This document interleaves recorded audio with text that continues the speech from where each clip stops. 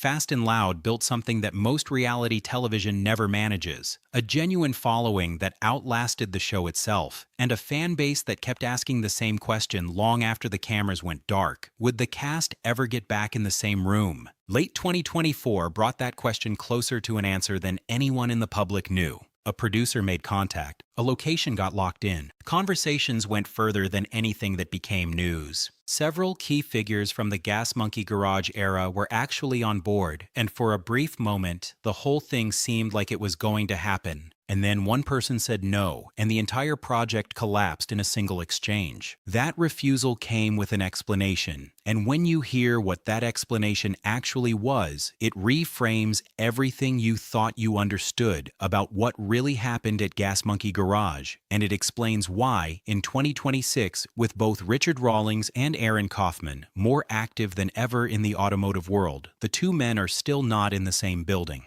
When Fast and Loud landed on Discovery Channel in 2012, reality television was already crowded and car shows had been run into the ground, but this one connected differently. Richard Rawlings brought a dealmaker's hunger to every frame, loud and always moving toward the next score, while Aaron Kaufman stayed quiet, stayed at the car, and made the builds actually work. That contrast wasn't produced for the cameras, it was just who they were, and audiences could feel the difference between manufactured chemistry and the real thing. In December 2013, as Season 4 closed out, the show pulled 3.176 million viewers in the United States alone, and Gas Monkey Garage stopped being just a shop in Dallas, Texas, and became a destination, a place fans flew across the country to stand outside. Merchandise moved, the brand expanded across apparel, events, and automotive content, and through all of it, the show felt like Richard and Aaron were building something with real permanence, not just filling a Discovery Channel time slot. That feeling didn't survive Aaron's departure.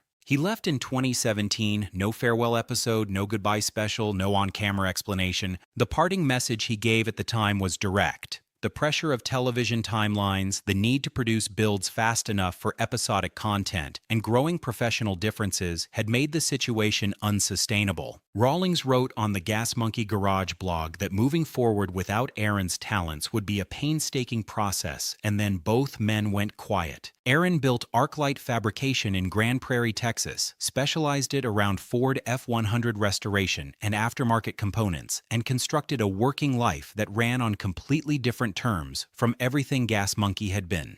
As of 2026, ArcLight is still operating, Aaron is still building, and the silence between him and Richard Rawlings has never been formally broken on camera. Rawlings, for his part, has kept Gas Monkey moving. The YouTube channel puts out content weekly, the brand runs giveaways, merchandise still ships globally, and in early 2026, Gas Monkey celebrated Richard's birthday publicly with the kind of brand energy that makes clear the operation hasn't slowed down. Fast and Loud itself ran 16 seasons and over 180 episodes before Rawlings exited Discovery in 2020 and announced on the Joe Rogan Experience that he was a free agent. The show ended because he chose to leave, not because it ran out of audience. And that detail matters, because it means the audience is still there, waiting, which is exactly what made the 2024 reunion attempt feel like it had a real chance. A production company with a solid track record in automotive content started working the phones quietly in late 2024, reaching out to people connected to the original Gas Monkey world. The format wasn't a full series revival. It was built around revisiting a handful of iconic builds, getting the core cast in the same space, and letting cameras capture what happened when those relationships reconnected after years of distance. Nostalgia drives serious numbers in content right now. The Fast and Loud name still carries real weight, and the pitch reflected both of those facts.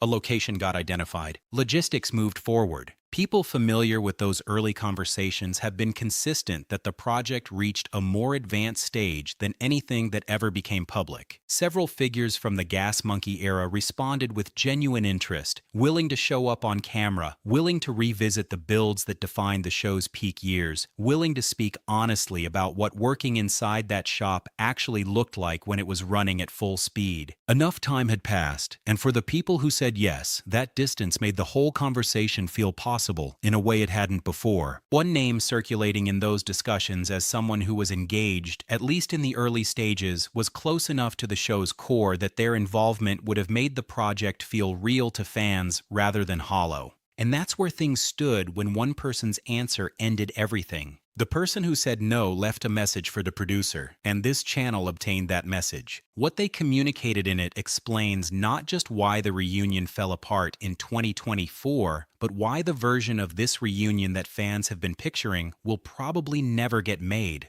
Before that reveal, subscribe. The Fast and Loud story is not finished, and this channel will be here when the next development breaks. Aaron Kaufman was the one who refused. A lot of people will land immediately on Richard Rawlings as the explanation. Some unresolved tension from the departure years earlier, a personal dispute that never got settled in private. That history exists, and nobody is pretending otherwise, but the reason Aaron gave was more specific than that, and more revealing about where he actually stands now. The refusal, based on what got communicated to the producer, wasn't primarily about his relationship with Richard. What Aaron pushed back against was the format itself, what agreeing to a reunion would require him to perform on camera, and who it would require him to be again. In a December 2021 interview, Kaufman had already put it plainly: Richard and he were having difficulty being in the same building together toward the end. And his own words from back when he left made his position on the TV format even clearer, that the pressure to build fast for episodic deadlines had cost him the kind of work he actually wanted to do.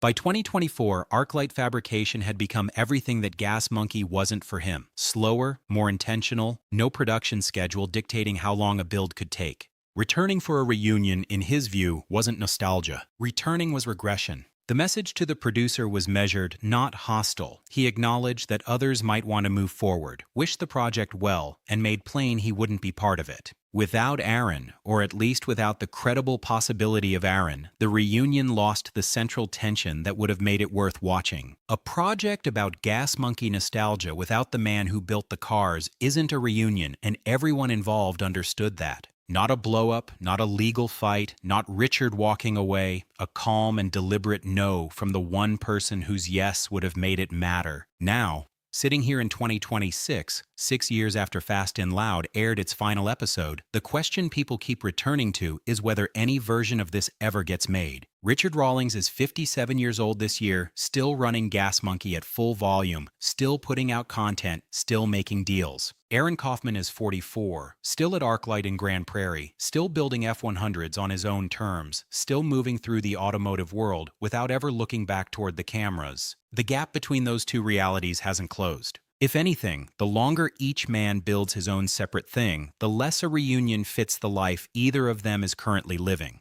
A version that doesn't require Aaron's participation is a different conversation. The Gas Monkey brand still exists, Richard is still active, and people who were part of that show are still willing to talk about what it was. An honest documentary about what Fast and Loud built and what finally ended it could get made. Whether it satisfies the fans who've been waiting for Aaron specifically is a separate question with a likely separate answer. The longer play is harder to dismiss than the short-term picture. Aaron was known to tell people that he held no personal grudge against Richard, that the issue was always professional rather than personal, and that distinction leaves a door that doesn't look open right now, but isn't bolted shut. People shift. The right conversation, framed differently than the 2024 approach, could move something that currently looks fixed. None of that is prediction. It's just how these situations sometimes turn out over years rather than months. What's clear is that the Fast and Loud story carries more unfinished business than the silence around it has ever suggested. A reunion got planned, got closer than anyone knew, and came apart in a single exchange that the public knew nothing about until now. In 2026, with both men more visible than they've been in years and fan appetite still sitting where it was when the show ended, that unfinished business isn't going away quietly. Some shows end when the cameras stop rolling and the crew goes home. Fast and Loud ended when one conversation went wrong in a hotel lobby in 2024, and now that conversation is no longer private. Subscribe, because the next chapter is already being written and you'll want to be here when it breaks.